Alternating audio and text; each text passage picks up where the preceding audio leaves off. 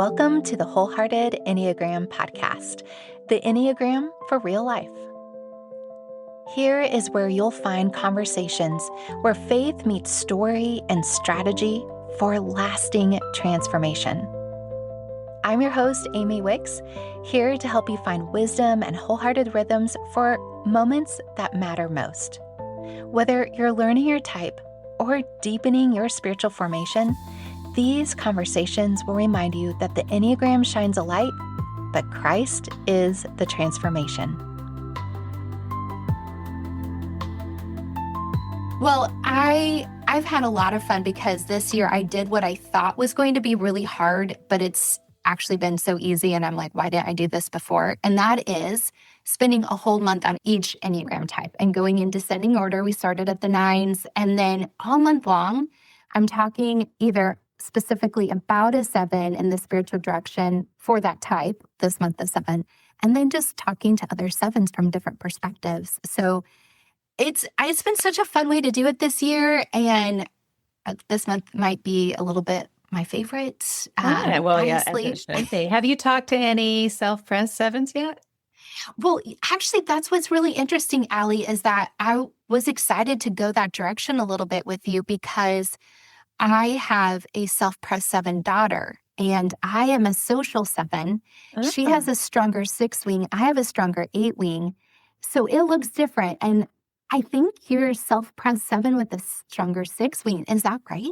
Well, 6 wing in my relationships, 8 wing at work. I totally see that. I would not doubt that for her. Okay, so tell me about self-pres 7 as opposed to maybe the 7s we see in memes or what we think a stereotypical 7 is like. I always think of Annie F. Downs and her confetti cannon. Like that's what people think of 7s. Yes. I'm never going to have a confetti cannon on stage. Like I'm going to be way more serious. And I didn't realize that I was self-pres until a few years ago. And someone said, "Oh, you're just a classic self-pres 7." And I went, "Oh, that's why I'm not a party a minute gal." And like, I'm introverted. I can do big groups. I love big groups, but I need downtime later. I mean, I will go a full 7 days without leaving my house. I don't need to get out there. I don't need to mingle. Really? Yeah. People are always shocked, but people are shocked by two things when they meet me. They're shocked that I'm more serious than they thought I would be, and that I'm very tall. That's what I hear from everybody. I bet. That's I think people imagine me as like a petite party of a girl, but I am a more serious giraffe. I would not call you a giraffe at all, but you have an advantage there for sure. But you're graceful with it. I'm curious to know because Myers-Briggs, DISC tests, 6 Working Genius, all of those are tools and typologies that I found very helpful in my coaching process. And I know you use a lot of them as well. Yeah. So your familiarity with Myers-Briggs, introvert versus extrovert, how do you see that comparing or being an overlay on top of the self-pres 7? Well, do you mean in terms of Myers-Briggs or just for me being an introvert as opposed to you being an introvert versus an extrovert? I guess, I mean, if you really want to get into it, I'm probably more of an ambivert. I remember in college, I would take the Myers-Briggs one year and then I'd take it another. And, one time I took it, I'd be a little more I and then a little more E, a little more introverted versus extroverted. Yeah. But I think so potentially when I tend to be more introverted, that is a big part. I've never thought about it before. That's probably a big part of me being in self-preservation. Because I'm managing my energy, I'm always managing how much I have to give. Yeah. I've in my work, I've known for years that I should just be showing up casually on video, on social media, and just talking to the camera. But for some reason, I wouldn't do it. And I went to a therapist, and she said, and after working with everything, she said, "You're doing so much caretaking. You take care of your family. I have 2 of the people in my family have an illness. And you take care of your coaching clients all the time. I don't think you have anything else to give. You're preserving your energy." Oh, that makes sense. So I think it probably ties into me being more introverted I can give so much and then I need to refuel. I have had this conversation about the subtypes with a few people over the years. One conversation in particular was with Suzanne Stabile for one of my summits. And we weren't planning on talking about it. It just happened. Her husband had a heart attack not long before. She talked about how she wasn't normally self-preservation. She was social too. But when her husband had a heart attack, the self-pres, which was her repressed subtype, flipped to the top. And she was operating in that so strongly that they had to go to marriage counseling because she changed how she engaged with her husband. And he wasn't a fan. He wasn't liking this. And so as they talked through it, she realized what had happened. And I was like, oh, this is the thing. This is my theory that a lot of times when we have big life change events, not necessarily traumatic, but marriage, having kids, major work change, life transition, launching kids, maybe those subtypes change up a little bit. And that's where women maybe even say, I feel like I lost myself, or I am not the same kind of person. For you, with the self-preservation and introvert feeling, needing to pull away, has it always been the case, or has this been in the years of mothering and being a wife and running a business and all the things that you do? I think if anything, the past 20 years is my career journey. My baby is turning 18 next week. So, it's been kind of career and parenting journey. I've been a parent for 27 years. I've had a career for 20 years. If anything, my career journey has made me less introverted. Okay. Because I think of an entrepreneurial journey as a personal development plan in disguise. Oh, it is. Yeah. Let's talk about that. So for me, I've had to develop skills and strategies and strengths that I never would have before. Mm-hmm. And I've developed confidence just as it's just accidentally along the way of figuring out how to grow a business. I've become a really confident woman now. I can say that at 49. I was not a confident woman at 39. I was a mess at 29. Who knows at 19, right? Yes. So I actually think that my career has made me less introverted over time because it's made me stronger. And I have a greater capacity to give and a greater capacity to pour out to others. But there are certain seasons of my life that I kind of pull back into my more introverted style of just retaining my energy to make sure that I'm safe and I can take care of the people that I need to take care of.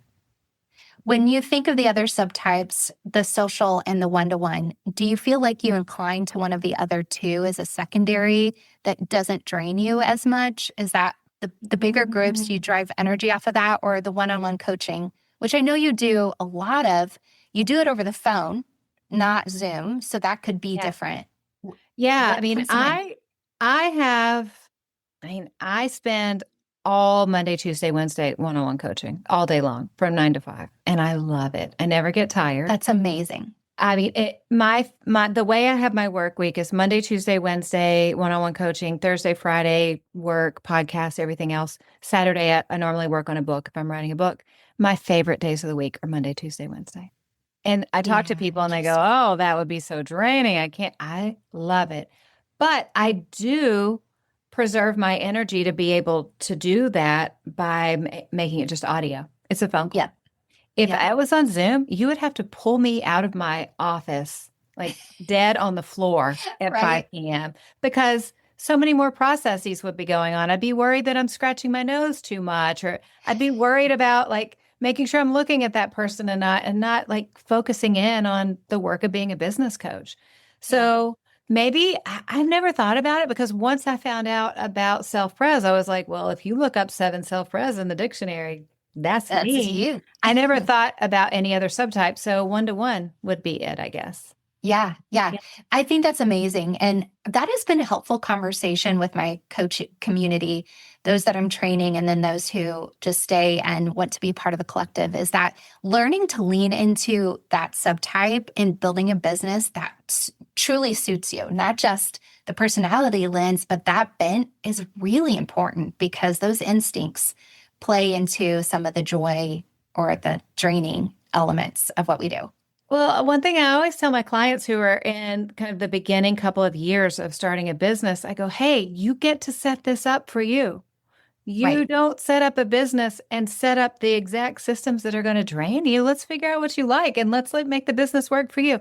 And it's like a light bulb goes off for people. And I think people just haven't been given permission in the past to go, oh, I'm going to do this and I'm going to make it work for me. I don't have to drain Right. myself when I do it. It's really powerful. How long did it take you to figure that out? Because at first it was build a business out of necessity. It was, Yeah. I have to, you bootstrapped it. There's hustle while you're raising kids, just from this fact of you had to get something going. When were you able to finally lean into how you were made, or what did you start learning how you're wired more and you evolved from that point? Because you have been in the business a long time and have a lot of things to say to that. Yeah. Before I was coaching full time, I was doing some consulting and coaching, but I ran a large event. I had a magazine at first that I sold, and then I had a large events company. And I pretty much could run all that exactly how I wanted, just That's because amazing. when you're designing an event, you get to design the It how event, you right? want. Yeah. But my mentor, who really taught me how to coach when I moved into coaching full time, it was a guy. Okay. And having a male mentor teaching you, like, here's the ins and outs of business coaching, I realized, like, oh, he's not doing any of his company to people please. Like, it was a revelation to me. I remember once he had little kids at the time, and we were on a call, and he was in the backyard, and his little kids were playing, and you could hear his little kids. And I said, do you do coaching calls like this with your clients, like where kids are in the background? He goes, yeah, of course. And I was like, what? I couldn't believe it. Explain And it this was to me. and it was that moment I was like, oh, I really can do this next phase of my work any way I want to. And it sounds crazy, but I'm grateful for having a dude as my mentor those years, because men don't fall prey to a lot of the same traps that we do, of people pleasing and twisting ourselves up into a pretzel to make sure that we're going to make somebody happy, when a lot of times people don't really care. I've had maybe 3 people out of 1,000 women I've coached say, I'd really prefer to do Zoom calls. And I have said, I'm so sorry, I don't do Zoom calls. I just find them exhausting. I prefer to focus on you and not the camera. And all 3 of them have gone, okay. Yeah. But had I not had that moment in the beginning of going, hey, what do I need? What's going to work for me? I could have been exhausting myself all these years. And it's not just with work, it's with so many things that we as women set up in life. Yeah. And on the opposite end, it might work better for you. You might derive joy doing the Zoom calls. Like you might be more power to coach. anybody if they do. Yeah. Yeah, exactly. And I admittedly have gone back and forth in that, again, knowing how you do business and learning from you and all of that, and thinking through how I coach versus how you, and even thinking, man, if you do a phone call, there is also some other boundaries that go into place naturally with the phone versus Zoom. I'm like, that's not such a bad idea. I mean, I think one time when we were working together, we had to reschedule, and I gave you like 2 times that worked, and the time you picked, I was in the Delta Lounge. Yep. And it was still a great coaching call, but I was in the Delta Lounge. I don't think I could have done that very well if it was Zoom. No, so many different ways. It keeps you on the move. When did Enneagram intersect your life, and what kind of impact did it have first? Like, obviously there's some aha moments, but we each have that kind of telltale, oh, this is what it changed for me because now I know, or these were the kind of conversations I was having because of it. I took the Ready Enneagram test in maybe 2016. And like any person with Enneagram 7 with ADD, I skimmed it and went, this is dumb. This is a lot of information, whatever, and tossed it aside. That's great. I kid you not, right? And then The Road Back to You came out. And it was Mother's Day 2017, maybe? I think so. I think maybe 2018, but probably 2017. That sounds about right. Yeah. And I was flying to Seattle for a speaking event, and I bought the book And I was on the plane and I read the chapter on Enneagram 7 and I wept on that plane because I realized everything that professionally I had set up my work to do at that point was the worst thing you could have for an Enneagram 7 because I had shut down my company, agreed to start a ministry for someone else. I really felt called that this is what I should do. And I was working, building that ministry. And I did that until 2018 when I left. And a lot of that prompting was like, oh, every single thing I'm doing is just built to destroy an Enneagram 7. Wow. There's nothing wrong with me. I am in the wrong role. It is time to restart my company and get going again. And so interesting. I never turned back. That information and understanding the Enneagram unlocked so much for me. Was it the limitations, bored, lack of freedom, and all of that working for someone else? Every single thing. You can't be micromanaged. You can't have somebody that's overly negative or critical, like over your shoulder. Like whatever hell is for an Enneagram 7, that's what I was in. Yeah. Oh my goodness. But okay, that freedom of understanding, there's nothing wrong with you. You're in the wrong spot. Yeah. That was freedom for me.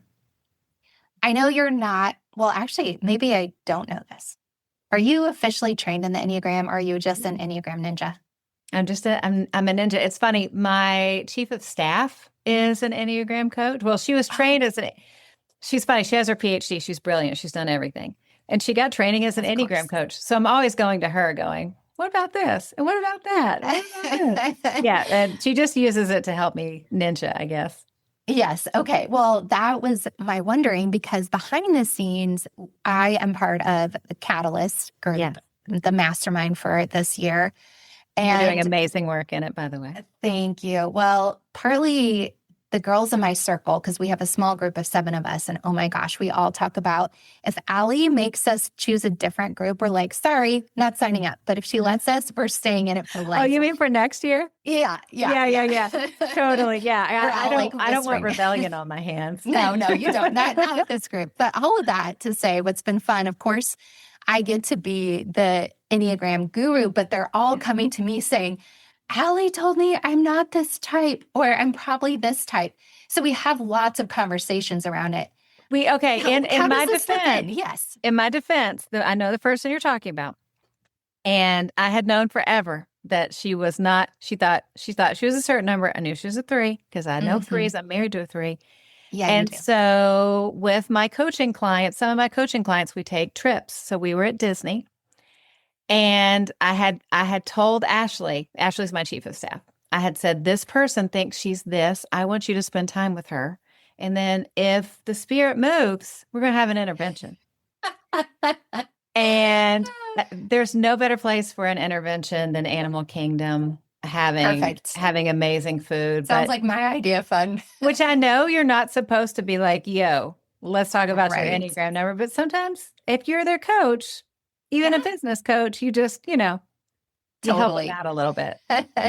Well, it has been fun because in our group, accidentally, and I don't know if you realize, but there was another gal too. It wasn't as recent, but she also, you nudged her in a different direction. And then, of course, all of them are like, okay, I'm going to take your test. And I do have this fun little bit of if you haven't done Enneagram the wholehearted way, you maybe haven't done the Enneagram. And so that has just led, to really great questions. And yours is a rare story that took a test, scored, read the book, hit the nail on the head, and you've been walking into that. So I guess I'm just curious from a coach standpoint, but also just as a 7 and working with a lot of women, because I do think Enneagram can provide a huge key, just like you talked about, help you step out of a role that wasn't going to fit you.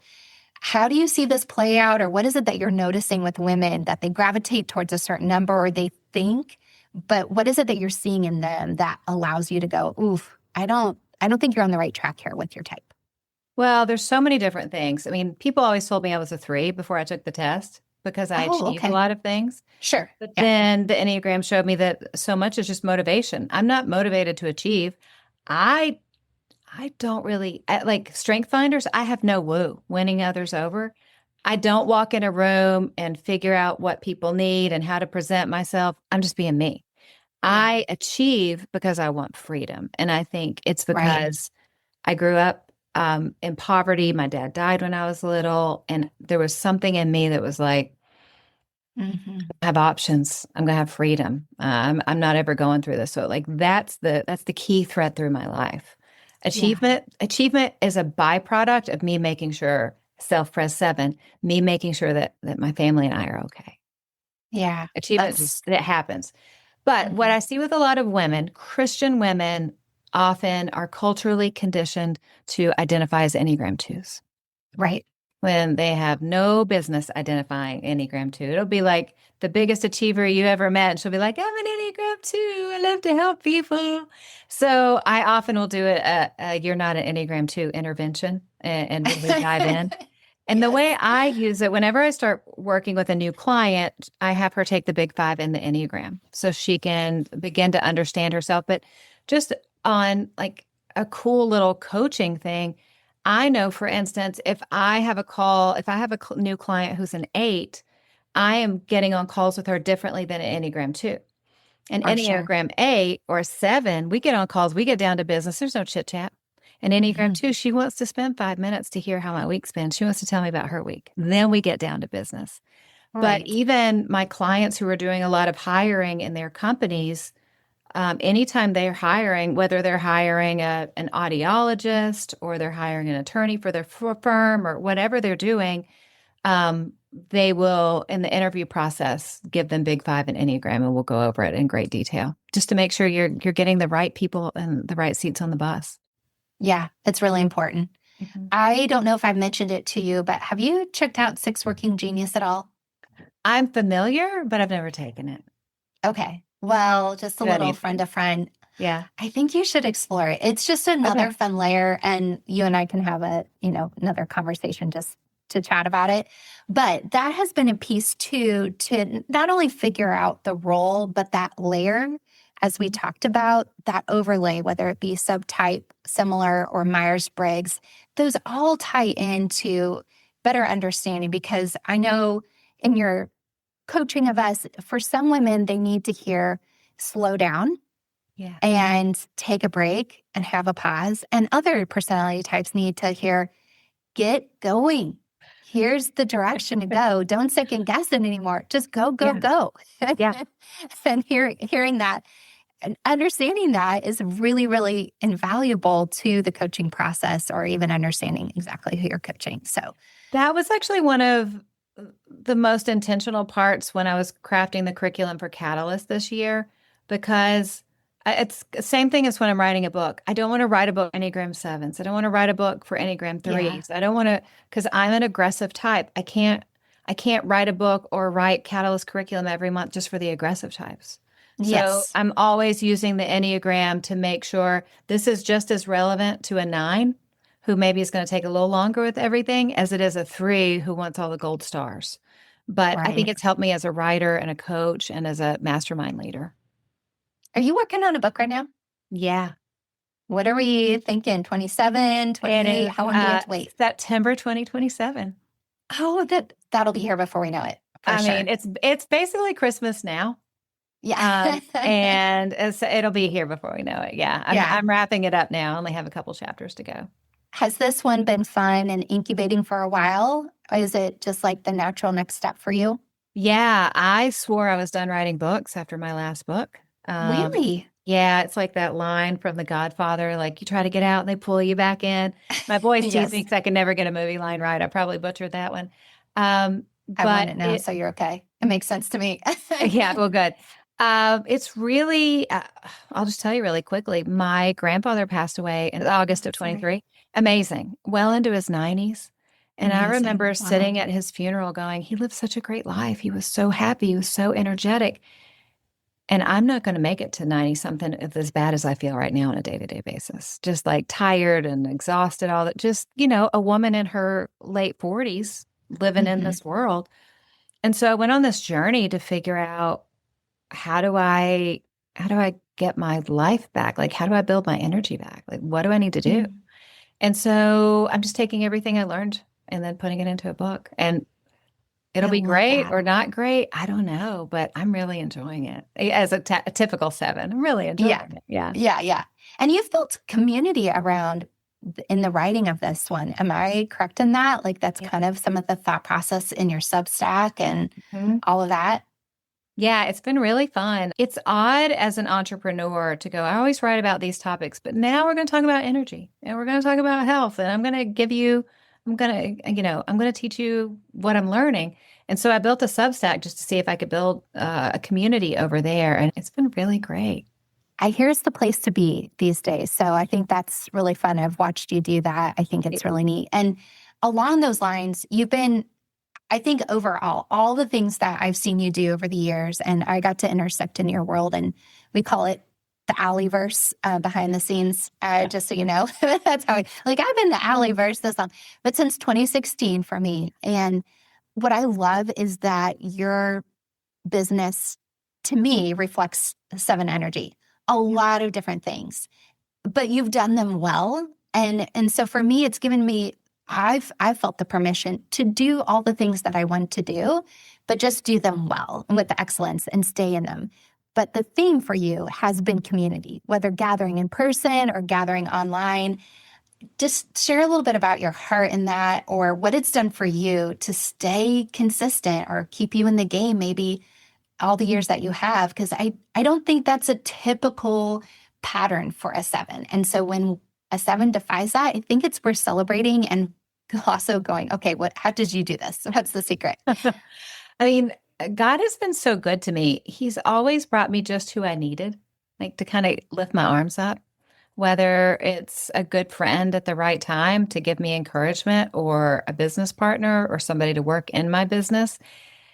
And I was just talking to my chief of staff this morning in our meeting, and she was saying that her husband always says to her, I can't imagine two women having more fun doing work. Like this is so great. That's amazing. And I think for me, I really make it a point to surround myself with women who are positive and who are action takers and who love each other and are real. I have very strict boundaries for women in community. Like if you're gossipy, if you're negative, if you're a downer, if you just want to talk about reality TV and another woman, like you can't hang. Like you got to be about good stuff. You got to be driven. You got to have a calling from the Lord. Whether that calling from the Lord is to make the best community garden you've ever seen or knit the best sweaters for penguins. I don't care what it is, but you got to have something that lights you up. So I think the secret for me is I curate community really well. I find women who have a light inside of them and go, okay, you're my kind of girl. Let's lock arms. And we just did this catalyst retreat a few weeks ago, and one of the newer girls had met me, and she's kind of in my world now. And one of the other girls goes, watch out. Once you're in Allie's world, you don't ever escape. And I love women with a little light inside of them. And I want to help women thrive. I found this piece of paper in my office. It's from 2010. I was at this conference, and she asked us to write down what dreams do I want to chase. I had written it right here on the top. It was from Hotel 71 in Chicago. And I wrote, bring people together, change lives, build women's lives, share faith, educate, and encourage. Man. And man, awesome. Oh man, it's 16 years later. And this has been the driving force of everything I've done. And somehow I'm still doing it. And I want to do it 20 years from now. Yeah.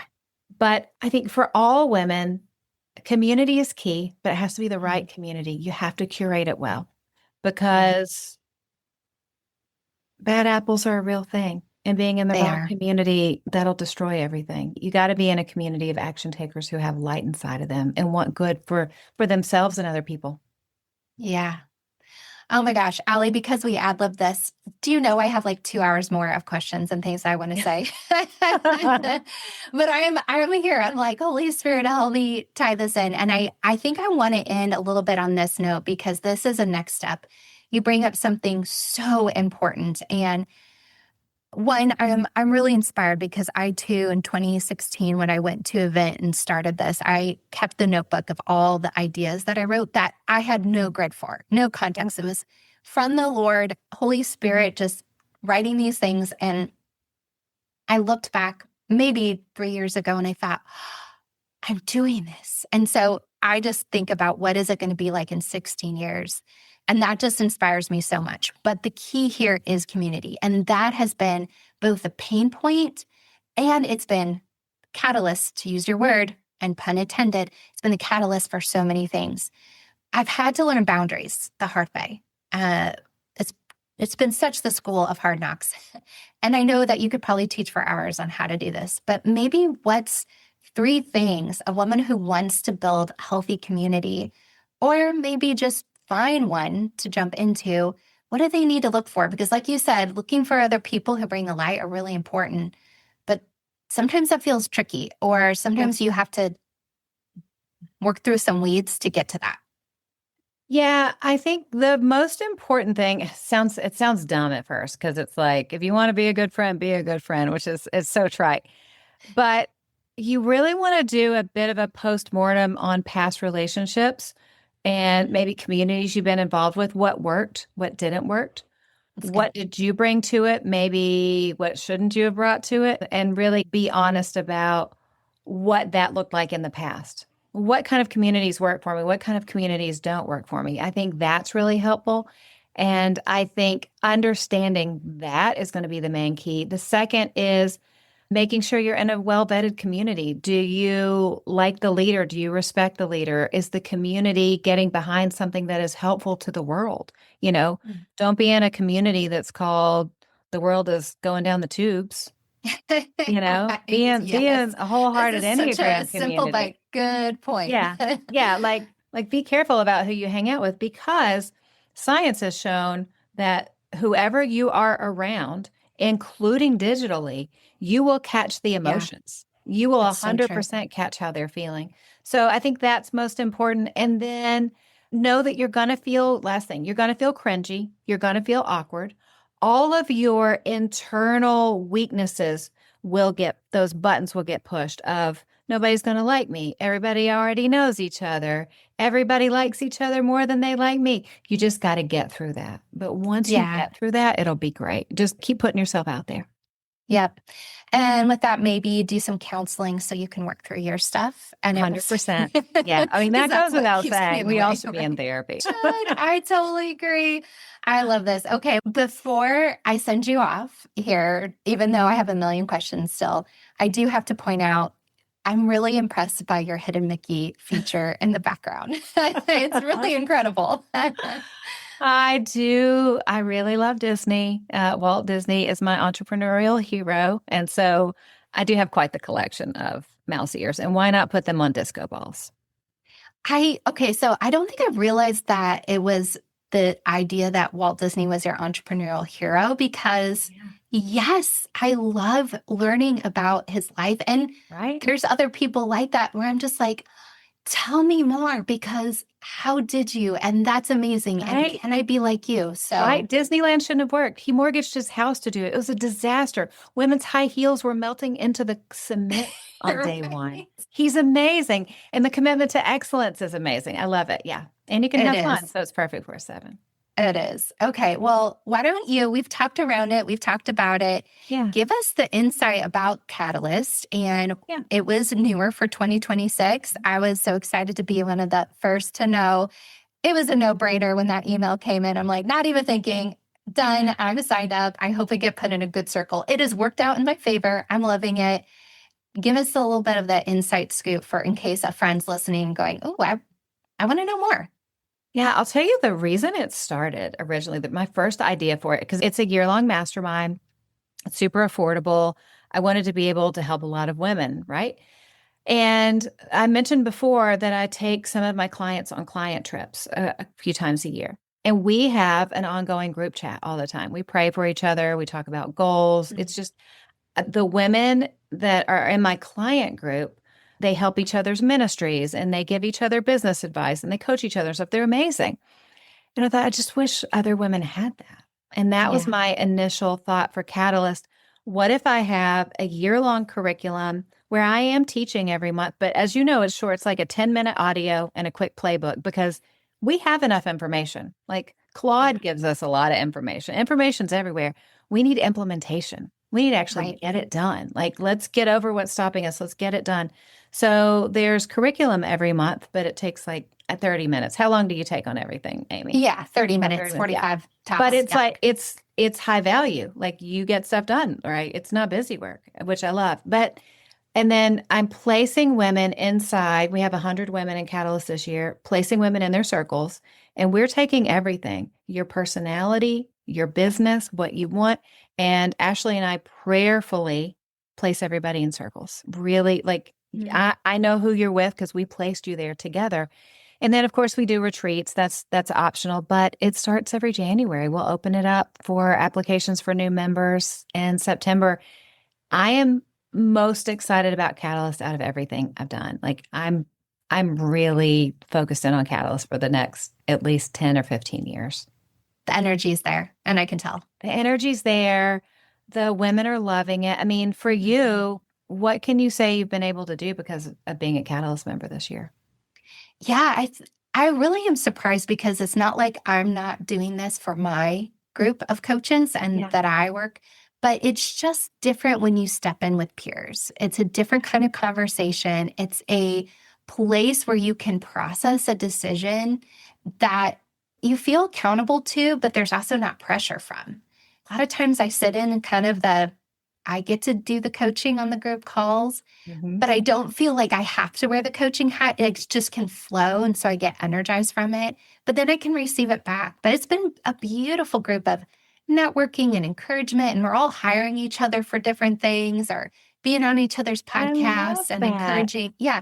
I honestly, part of it was like, oh yeah, it's Alli's thing. I'm doing this. My expectations were low, not because of the quality, but because I felt like I don't need more friends. I already have a lot. I don't need more business help. And then, I'm like, I don't think this year would have gone the way it has without the group and without that encouragement. That, again, I just didn't know I needed it. That was kind of prideful of me. Well, every leader needs a team pouring into her because you pour out so much into your community. Like, I have a coach I meet with every Wednesday morning, but I'll tell you, I think the secret with the circles is everybody to be a part of Catalyst, you have to go through an interview process. And so we're checking, like, does this person have that light in them? We take that really seriously. Yeah. And I think that's what's really great is it all feels equal. And when we're doing our check-ins, the fact that we can be serious about it, but there's also grace involved, that both the intention that the group's giving because of your leadership and your teaching and helping us with soul care and transitions and future self and all the things. We're all talking the same language and just being on the same page. And no one person has to lead. So we're having too good of a time for sure. So thank you for putting me in that group. Well, thank you. It makes my day. This is great. I love hearing about it. That's great. Thank you for having me on too. This is so fun. If you ever want more Enneagram 7 talk, I'm your girl. Well, thank you, Alli. Thank you so much for your time. This conversation was so fun. I loved being able to just talk and sit down and hear more about your life. Oh, thank you, friend. Happy to be here.